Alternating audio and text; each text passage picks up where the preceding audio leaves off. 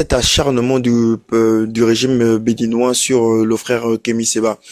Donc, ce sera au fur et à mesure. On va commencer par le frère Le Secret, s'il te plaît. Est-ce que tu peux prendre la parole? Pourquoi du coup l'acharnement sur le frère Kémy Séba? D'accord, merci frère.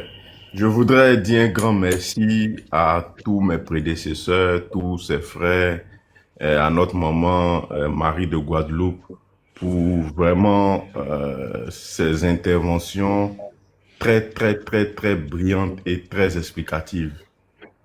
Merci au frère qui vient de prendre la parole avant moi, qui a pris Hmm. la parole, pour avoir évoqué l'école de guerre économique, qui est vraiment un rapport très détaillé et très minutieux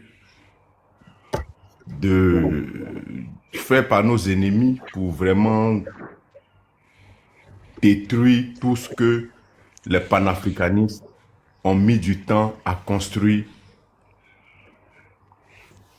Alors, moi, je vais revenir sur le communiqué. Je ne sais pas si hier, euh, tout le monde a pu avoir connaissance du communiqué du procureur Mario Metenou, qui est le procureur de la Criette.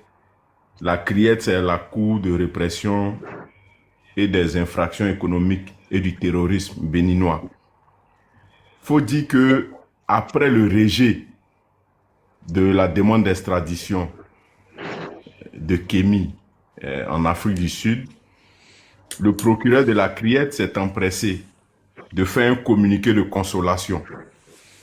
Vu la ferveur des premiers jours que tous les suppôts de la France-Afrique avaient étalés sur les réseaux sociaux et les grandes désillusions suite au verdict du rejet qui avait été donné par la justice sud-africaine, il fallait sauver les meubles. Et donc, le procureur Mario Metenou a fait un communiqué de consolation. Et dans ce communiqué, il disait ceci. Il a affirmé dans le communiqué que Kémy a été arrêté en Afrique du Sud pour des multiples infractions à la loi sud-africaine. Paradoxalement, le procureur n'a pas cité une seule infraction que Kémy avait commise en Afrique du Sud. Ce qui est vraiment drôle pour un procureur. On estime que les gens du droit sont des gens qui ont de la méthodologie et sont les gens qui parlent avec des preuves. Donc de façon matérielle, ils exposent les faits. Mais ils parlent de multiples infractions sans citer une seule infraction commise par Kémy en Afrique du Sud. Nous sommes habitués à leurs mensonges. On va poursuivre. Il affirme que c'est à la suite de la demande des autorités béninoises que Kémy a été arrêté et maintenu provisoirement en prison. Ce qui est faux, vu le verdict qui est ressorti de l'audience de Kémy Séba. Kémy Séba n'a pas été arrêté parce que Patrice Talon et ses patrons français, notamment Emmanuel Macron, ont voulu qu'il soit arrêté. Je le répète, Kémy était en situation irrégulière en Afrique du Sud. Voici actuellement le seul motif de son interpellation, lui et son fils. Je poursuis. Il dit encore dans son communiqué que le Bénin a lancé 2 mandats d'arrêt contre le frère Kémy. Un premier mandat a été émis le 13 juin 2025 pour blanchiment des capitaux et un second mandat a été émis en décembre 2025. Mais revenons sur les faits de blanchiment des capitaux.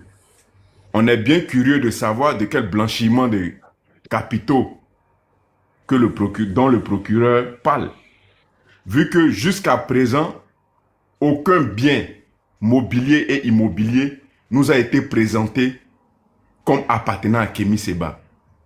On connaît bien le train de vie de ceux qui blanchissent les capitaux. Ils sont connus. On connaît bien le train de vie de ceux qui sont dans les magouilles. Donc, nous, on aimerait savoir à quel moment Kémy a commencé à blanchir les capitaux et quels sont les biens qui font l'objet de ce blanchiment.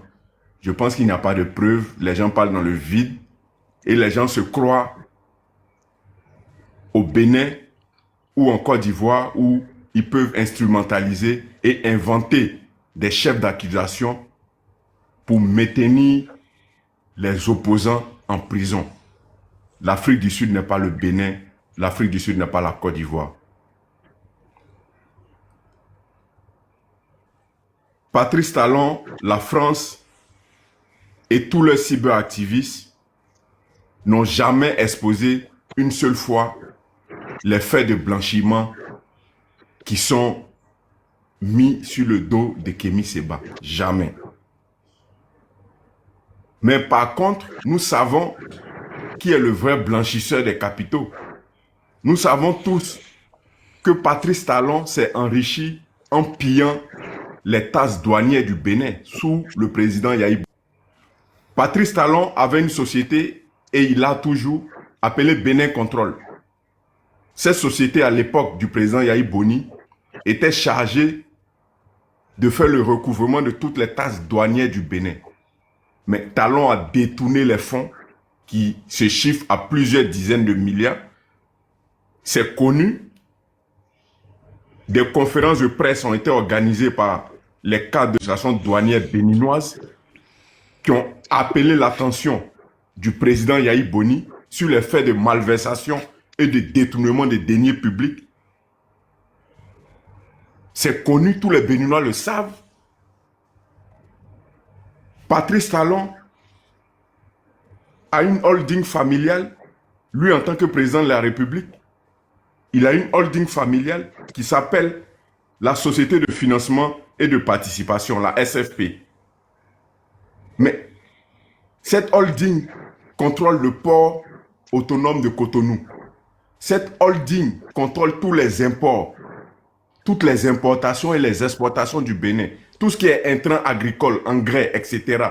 Tout ce qui est achat de matières premières agricoles, d'exportation, est contrôlé par Patrice Talon. Les Béninois le savent très bien. Les Béninois savent qu'ils détournent les deniers publics de leur pays. Ils savent qu'ils blanchissent les capitaux. Ils connaissent le véritable voleur, le véritable pilleur de leur richesse. Ils connaissent la corruption qui gangrène le Bénin. Ils savent. Aujourd'hui, si Talon a décidé d'imposer Romia Wadani, qui était le dernier des Suédois, il sait que Wadani a une place importante dans son système de blanchiment des capitaux, vu que tous les emprunts qui se font à l'international passent en grande majorité par la holding de Patrice Talon. Ils le savent très bien. Donc de quoi on nous parle quand on parle de Kémy? Oui, il est poursuivi pour blanchiment de capitaux, etc. Mais c'est n'importe quoi. Je suis désolé. C'est du mensonge. Et aujourd'hui, nous sommes là pour rétablir les faits. Ce que je donne comme information, c'est vérifiable sur Internet. Tous les Béninois le savent, qui sont dans ce live-là, les Béninois le savent. Aujourd'hui, Patrice Talon refuse de céder le fauteuil et il impose Romuald Wadani parce qu'il a peur qu'un audit soit effectué après sa mandature. Patrice Talon sait ce qu'il encourt s'il arrivait à perdre le pouvoir au Bénin. Il sait que toute sa fortune, il la doit à la corruption et au pillage des ressources du Bénin et au détournement des deniers publics. Il le sait. Donc, j'appelle tout le monde à faire preuve de maturité et de beaucoup de lucidité. C'est vrai que la France-Afrique, les trolls de la France-Afrique, ça jette sur les réseaux, mais venez toujours à l'information. Les pages d'urgence panafricanistes sont disponibles. Les frères d'urgence panafricanistes sont là. Vous pouvez les contacter pour avoir de bonnes informations. J'ai fini sur ce premier point. Le second point concerne cette affaire d'apologie de coup d'État et d'incitation à la haine. Mais de quoi Patrice Talon parle? Aujourd'hui, s'il y a bien un politicien qui crée la division, qui sème la haine dans le cœur des Béninois, c'est bien Patrice Talon. Quand Patrice Talon fait exiler l'un des fils de l'ancien président Nicéphore Soglo, quand Patrice Talon fait arrêter Rekia Madougou, qui est une figure politique de haut niveau, et l'a fait enfermer pour 20 ans de prison, quand Patrice Talon fait arrêter l'un des plus brillants constitutionnalistes du Bénin, le professeur Joël Aïvo, et il l'enferme à 20 ans de prison, tout simplement parce que ces personnes ont décidé de ne pas aller dans son sens. Quand Patrice Talon fait arrêter et extrader des journalistes qui ne sont plus libres de s'exprimer au Bénin, quand Patrice Talon fait emprisonner notre frère, le coordinateur de l'ONG Urgence panafricaniste, Shadrach Wataode, tout simplement parce qu'il a dénoncé l'expropriation illégale des familles béninoises de leurs terres. Cela lui a valu 2 ans d'emprisonnement. Quand Patrice Talon fait exiler tous les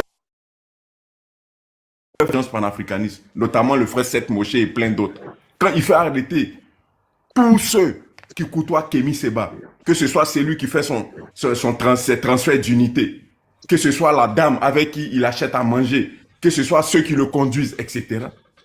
Mais qui sème la haine et la division dans le cœur des Béninois? C'est qui? C'est pas Kémy Séba, je suis désolé. Quand il fait arrêter les parents de Kémy Séba, parce que leur fils a décidé de s'opposer au régime néocolonial et au régime france-africain de Patrice Talon, qui sème la haine? Quand Patrice Talon lui-même fait arrêter ceux qui l'ont soutenu dans sa prise de pouvoir, notamment Olivier Boko, qui était considéré comme le successeur naturel de Patrice Talon. Quand il fait arrêter Odvad Omeki, quelqu'un dont le fils est le filleul de Patrice Talon, et qu'il enferme mal aux Béninois. Qui est-ce qui incite à la haine? Qui est-ce qui incite à la division? C'est pas Kémy Séba, je suis désolé. Kémy Séba, au contraire, veut mettre fin à toute cette méchanceté et soutenir une insurrection, soutenir des militaires qui veulent prendre le pouvoir, faire une vidéo de soutien, ce n'est pas un crime. Si soutenir un coup de force était un crime, mais la plupart des présidents africains, à commencer par Patrice Talon, Oligui, Bola Tinubu, etc., ils seraient tous en prison. Parce qu'en Côte d'Ivoire, il y a eu violation constitutionnelle. Ils ont tous envoyé un message de félicitations à Ouattara pour son élection au 4e mandat anticonstitutionnel. Ça, c'est un coup d'État constitutionnel. C'est une violation de nos lois fondamentales. Mais qui a lancé un mandat d'arrêt contre eux? Donc que les gens arrêtent de nous emmerder. Nous allons soutenir Kémy Séba et Kémy Séba continuera de porter la voix des sans-voix. Et je vous le dis, personne, ni Patrice Talon, ni Emmanuel Macron, ni Ouattara, ni les suppôts de la France-Afrique ne pourront arrêter ce combat que nous menons. Personne ne pourra arrêter Kémy Séba, car ceux qui sont avec nous sont plus forts que eux. Car nous avons nos ancêtres méritants avec nous, et nous avons le Dieu Tout-Puissant avec nous. Et nous avons toute la jeunesse africaine, toute la diaspora, et tous ceux qui sont épris de paix et de justice. Donc voici les réalités du Bénin. Problème du Bénin. Le problème du Bénin s'appelle Patrice Talon et sa marionnette Romuald Wadani. Ils veulent maintenir ce système de pillage. C'est pour ça que depuis, ils poursuivent Kémy Séba. Aujourd'hui, l'opposant le plus crédible au Bénin, je vous assure, c'est Kémy Séba. Et ils savent pourquoi ils veulent enfermer Ouadani, suite à une élection sans opposant, a été imposé à la tête du Bénin. Mais ils savent qu'un Kémi Séba en liberté sera un obstacle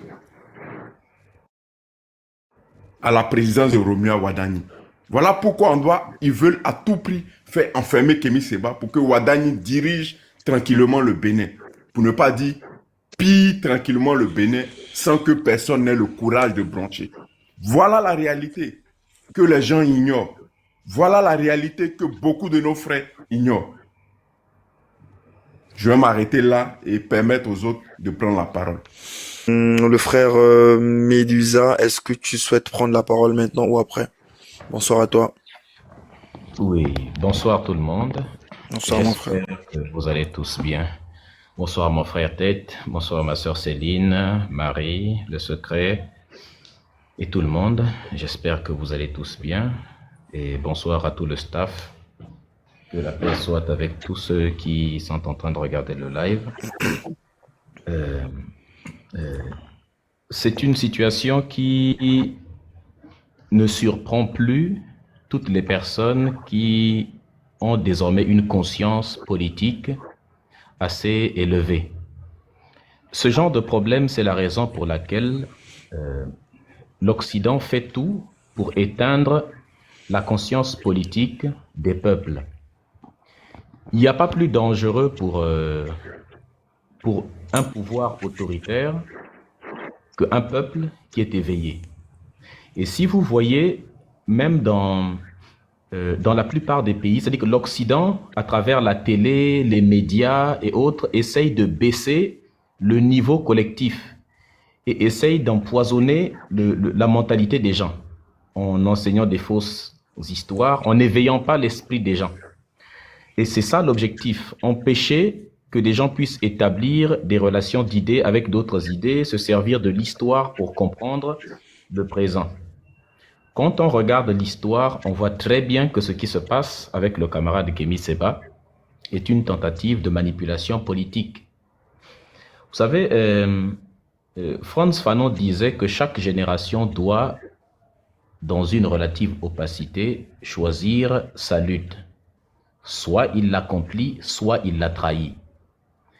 Et l'Occident a essayé pendant longtemps, en falsifiant l'histoire, en manipulant les institutions africaines, en faisant ce qu'on appelle un épistémicide, en détruisant totalement nos institutions, en décapitant les têtes les plus révolutionnaires, tous ceux qui avaient le souci de développer nos peuples depuis l'époque de l'esclavage jusqu'à aujourd'hui, tous ceux qui étaient contre, parce que quand vous êtes contre eux, c'est que vous êtes pour nous. Souvenez-vous de ce que disait, je crois que c'est Jomo Kenyatta qui disait que quand ils disent que tu es bon, c'est que tu es mauvais.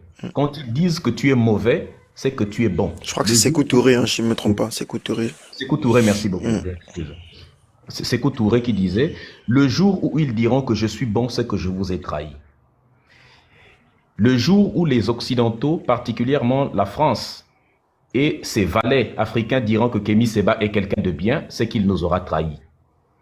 Mais tant qu'ils continueront à persécuter Kémi Séba, nous saurons que Kémi Séba est et a toujours été du bon côté de l'histoire. Et c'est cette persécution continuelle, c'est ce qu'ils font avec tous les leaders panafricains véritables.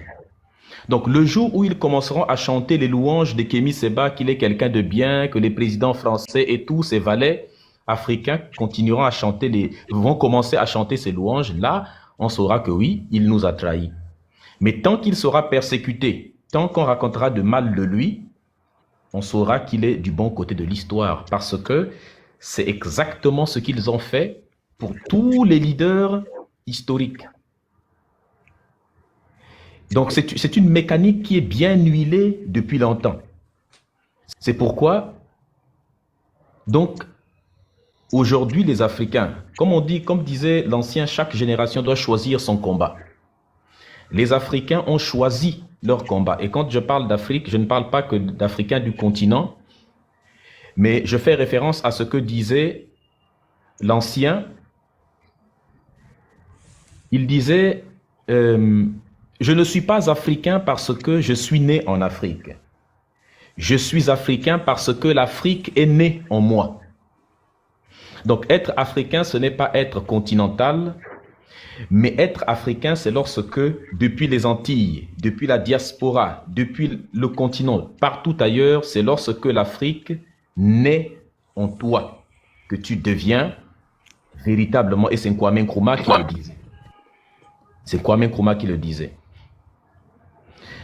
Donc, beaucoup d'Africains ont senti l'Afrique naître en eux, et c'est grâce justement à des éveilleurs de conscience, à des combattants tels que Kémy Séba, qui se sont emparés de la lutte. C'est-à-dire que s'il fallait compter seulement sur l'école, s'il fallait compter sur les médias officiels, eh bien, on n'allait pas être au courant. Mais c'est grâce à des gens comme eux qui portent un discours alternatif, le véritable discours, que des gens s'éveillent. Et c'est très dangereux pour le système que de voir un peuple éveillé. C'est pourquoi, parmi les stratégies de combat pour l'Occident, l'une des méthodes qui a toujours fonctionné, c'est de toujours couper la tête de toutes les personnes qui sont des éveilleurs de conscience. Et si vous voyez un peu aujourd'hui, c'est la même stratégie que l'Occident mène avec des pays tels que l'Iran, par exemple, où toutes les têtes pensantes de l'Iran sont bombardées systématiquement. Quand vous voyez en Iran, c'est une stratégie. Là, Ari Larijani et tous les autres, on les cible. L'État israélien, par exemple, est passé ceinture noire dans l'art d'envoyer des missiles ciblés sur des personnages, parce que ça fragilise tout un système. Parce que nous autres Africains, nous parlons souvent d'union, on dit l'union fait la force, d'accord, mais il y a une question qu'on ne se pose jamais. L'union fera la force, d'accord, mais qui fera l'union? Mais qui fera l'union? Et donc, ce que les vautours du continent africain, c'est-à-dire ceux-là qui regardent le continent africain à distance dans le but de le détruire, ce que eux regardent, c'est des Africains veulent s'unir, mais calmez-vous, cherchez seulement les personnes qui vont faire l'union. Et tous les personnages les plus consensuels, ceux qui rassemblent le plus, subiront les foudres. On commence par pratiquer ce qu'on appelle la mort sociale. La meilleure façon, ils ont compris que l'époque où on enlevait la vie directement était un peu révolue. C'est ce que faisait, ce que la France a fait sur Kwame Nkrumah, un petit peu, mais c'est ce qu'il a fait à peu près tout le monde. On a parlé de Sékou Touré tout de suite. C'est ce qu'ils ont fait à Lumumba, c'est ce qu'ils ont fait à Sankara. Vous connaissez les exemples, Sylvanus Olympio. Les exemples ne manquent pas dans le passé. Mais là, ils se sont rendus compte qu'à chaque fois qu'on enlève la vie à quelqu'un, eh bien, ça ne fait que produire l'effet inverse. Les personnes deviennent de plus en plus, et malheureusement, c'est temps que quelqu'un perde la vie pour se rendre compte à quel point il est important. Si bien que beaucoup de gens aujourd'hui ne se rendent pas compte de la valeur de Kémy Séba et de tout le combat qu'il mène, ils attendent qu'il perde la vie ou qu'il se retrouve emprisonné pendant longtemps, jusqu'à en perdre sa santé, pour se rendre compte à quel point il était important. Justement, beaucoup de personnes n'attendent plus aujourd'hui. Toute la jeunesse africaine n'attend plus. Aujourd'hui, ils sont dans le soutien actif. Et c'est ça qui inquiète beaucoup l'Occident. Donc, ils se disent, bon, ce que nous allons faire, plutôt que, si on enlève la vie, il deviendra tout de suite un héros, eh bien, ce que nous allons faire, c'est de créer ce qu'on appelle la mort sociale, l'assassinat social. La mort sociale, c'est lorsque vous détruisez la personne par des fake news. C'est pas la première fois, ils n'en sont pas à leur coup d'essai. Ils ont cherché, par exemple, dans le passé de Kémy Séba, vous savez, quand vous n'arrivez pas, c'est comme dans les techniques de débat, par exemple. Quand vous n'arrivez pas à attaquer votre adversaire en face sur le sujet et qu'il maîtrise mieux le sujet de débat que vous, alors vous allez chercher dans sa vie personnelle pour essayer sa femme, peu importe, quelque chose qui peut le discréditer aux yeux du public. C'est ce que les politiciens font souvent pour écarter un candidat qui est beaucoup plus fort que vous, qui est beaucoup plus compétent. Ils ont essayé de faire ça. Vous vous souvenez, dernièrement, Kémy Séba s'est sorti d'une situation de manière très héroïque. Ils sont partis chercher des anciennes vidéos de lui pour essayer de le confondre sur la question de la religion. Vous vous souvenez de ça? Et heureusement, c'était une stratégie très bien pensée par l'Occident aussi pour tenter de le séparer avec une grande base de ceux qui le soutiennent. Malheureusement, ça n'a pas fonctionné. Et donc, quand les audios sortent maintenant, on comprend que c'est exactement la même chose. Ils n'ont pas baissé les bras, ils n'ont pas réussi, et ces gens-là ne restent pas sur un échec. Ils ne restent pas sur un échec, ils vont continuer à chaque fois. Et si ça ne fonctionne, je suis sûr que ça ne va pas fonctionner cette fois aussi, parce que les gens ne sont pas naïfs, mais ils ne vont pas abandonner, ils vont continuer à chaque fois, jusqu'à ce qu'ils vont réussir. Reste à savoir si les gens continueront à être naïfs longtemps, ou bien les gens vont s'éveiller. Donc, ce n'est pas la première fois qu'ils essaient de le faire. On dit souvent qui veut tuer son chien l'accuse d'avoir la rage. Ça, on le sait depuis longtemps. Et pour ça, ils utilisent souvent leurs valets. Puisqu'ils ne peuvent pas mener le combat directement, alors ils vont trouver des valets. Les valets, parce que quand vous créez un système, la chose la plus importante à faire, c'est d'instrumentaliser le système. Quand vous voulez manipuler un peuple, comme le peuple noir par exemple, le mieux à faire, c'est de toujours faire tenir l'arme sur un autre noir qu'il tire sur l'autre noir pour ensuite venir lui dire, vous savez, l'ennemi de l'homme noir, c'est l'homme noir, parce que regardez, c'est un tel qui a tiré sur un tel. Et malheureusement, il y a toujours des personnes qui sont toujours prêtes à être compromis, à se compromettre, malheureusement, pour de l'argent ou pour quelque raison que ce soit. Et donc, à chaque fois, on utilise d'autres noirs comme bras armés pour mieux manipuler la population. Vous savez, la vieille phrase de Machiavel, le fameux diviser pour mieux régner, parce que finalement, Machiavel, c'est la Bible de chevet de tous les impérialistes. Donc, c'est ce qu'ils font à chaque fois. Donc, ils vont toujours utiliser des présidents africains, leurs valets locaux, tout comme ils l'ont fait à l'époque de Thomas Sankara, tout comme ils l'ont fait à l'époque de Lumumba, tout comme ils l'ont fait à l'époque de Sylvanus Olympio. Ils vont toujours prendre d'autres noirs pour leur faire le sale boulot. Mais pour des personnes qui êtes éveillées, que nous sommes tous, nous ne pouvons pas nous limiter aux chiffons rouges, parce que ces personnes sont passées maîtres dans l'art d'agiter des chiffons rouges pour nous que le problème c'est le chiffon et non pas le torero. Mais nous savons que c'est le torero le problème derrière. Et le torero, évidemment, c'est le système occidental, impérialiste, néocolonialiste, qui continue depuis longtemps, qui veulent prendre le contrôle du monde depuis longtemps. Depuis que l'Occident a perpétré l'esclavage et la colonisation, ils veulent avoir la domination absolue. Et aujourd'hui, ils n'ont plus la patience d'attendre. Ils sont en train d'accélérer l'agenda. Vous voyez que quand on part capturer un président, ils n'ont plus la patience d'attendre. Les mêmes personnes qui ont financé Donald Trump, regardez seulement qui a financé Trump, vous saurez qui tire les ficelles, qui a financé Emmanuel Macron. Les mêmes personnes qui ont mis en place. Parce que vous savez, aujourd'hui, le véritable pouvoir, c'est le pouvoir médiatique et le pouvoir financier surtout. Ce n'est plus le pouvoir politique, comme on dit, le pouvoir judiciaire, administratif et le pouvoir exécutif. Ce n'est plus ça. Il faut regarder au-dessus de ça. Qui finance quoi? Les mêmes personnes qui ont financé Macron sont les mêmes qui ont financé Donald Trump, sont les mêmes qui financent tous ceux qui font la pagaille, qui ont financé Netanyahou et tous ceux qui font la pagaille sur le monde entier. Et aujourd'hui, puisqu'ils ne veulent plus attendre, alors vous voyez qu'il y a une surenchère de la violence, une montée des hostilités envers les États. On bombarde l'Iran rapidement, on a détruit la Syrie complètement, on a détruit la Palestine, on a une station, une forme de Côte d'Azur. Ils ont complètement détruit le Liban. En tout cas, c'est en cours actuel du sud du Liban, sans aucune véritable raison. Et l'Iran est complètement détruit, enfin, va être bientôt complètement détruit. Ils sont partis capturer un président. Donc, on voit qu'il y a une accélération de l'agenda. Et croyez-le ou non, l'Afrique fait partie de leur plan aussi. Et ce qui est fait sur Kémy Séba fait partie de ce plan. Éliminer toutes les têtes qui s'opposent à l'oligarchie mondiale qui est menée par l'Occident. Donc, c'est un petit peu ça. Et pour le cas de Kémy Séba, il a compris qu'il fallait se présenter au Bénin. à l'élection présidentielle. Mais la France n'est pas prête à permettre quelqu'un de sincère s'installer à la tête de l'État, c'est perdre son précaré. Alors, il fallait tendre un piège. Ils lui ont tendu un piège en simulant un coup d'État, en envoyant des fausses informations très probablement. Ça a été un plan établi à l'avance et je suis sûr que ça a été réfléchi, pensé dans le Quai d'Orsay, probablement, ou dans le département de la Défense, en tout cas à l'Élysée.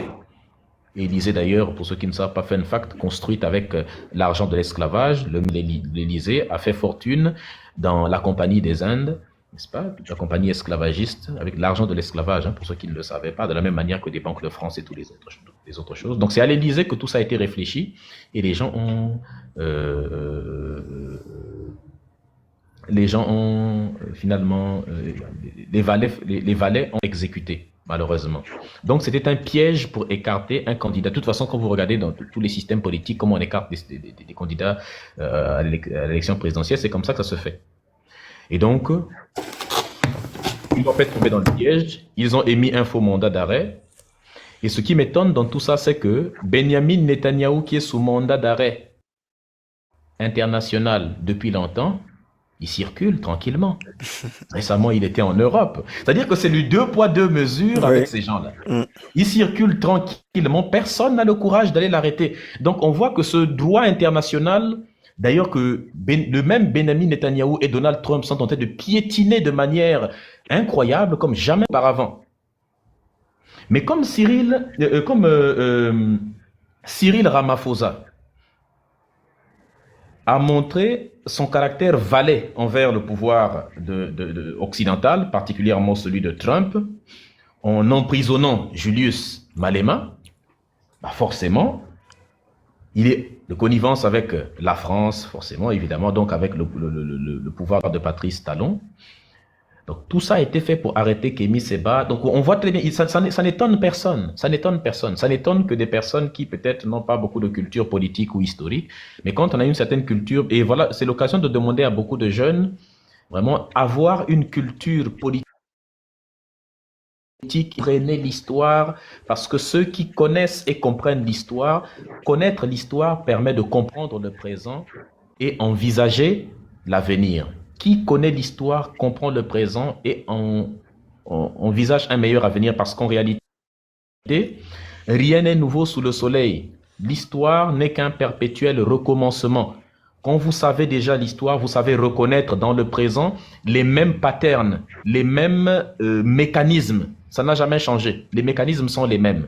Comme on dit, le chien ne change pas sa façon de s'asseoir. Et ben, les Occidentaux répètent en boucle les mêmes stratégies. Ils peuvent modifier 2-3 éléments pour embrouiller l'apparence, mais les apparences, les éléments fondamentaux, le système est le même. Les mécanismes sont pareils. Donc que les jeunes apprennent vraiment l'histoire parce que c'est fondamental. Donc voilà un peu ce qu'il fallait dire sur ça.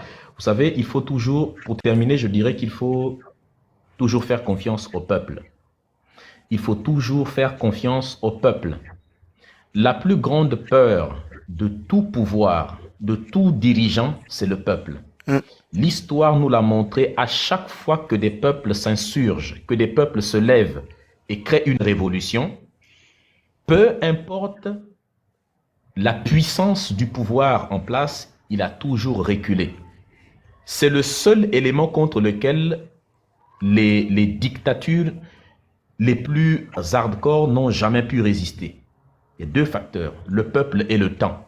Tu peux faire tout ce que tu veux, avoir le pouvoir le plus incroyable. Le peuple et le temps. Tu ne peux pas. Incroyable. Et très incroyable lorsqu'il se lève. C'est pourquoi la famille est...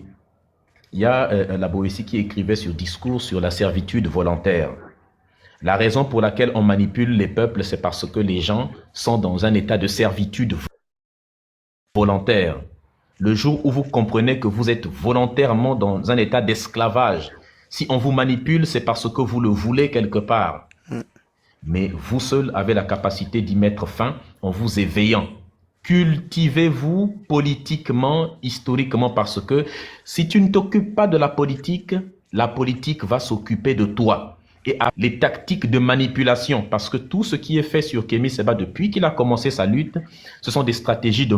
On a toujours menti sur sa vie. Ça, c'est un fait. On a toujours menti sur sa vie, que ce soit la France, que ce soit ses valets français. Toutes les raisons qu'on a données pour l'arrêter depuis qu'il a commencé, toutes les arrestations qu'il a subies, ont toujours été sur des bases fallacieuses. Parce que c'est comme ça. On veut manipuler la jeunesse. Malheureusement pour eux, c'est une jeunesse qui a compris une phrase très importante. L'esclave qui n'est plus capable, qui n'est pas capable d'assumer sa lutte ne mérite pas qu'on s'apitoie sur son sort. Ouais, c'est ça. Aujourd'hui, on a choisi d'assumer notre lutte afin qu'on ne s'apitoie plus, n'est-ce pas, sur notre sort. Donc voilà ce que je voulais dire à propos de cette affaire-là. C'est vrai qu'il y a beaucoup d'autres choses à dire, mais bon. Merci beaucoup, mon frère, pour ton intervention. Ça fait vraiment plaisir.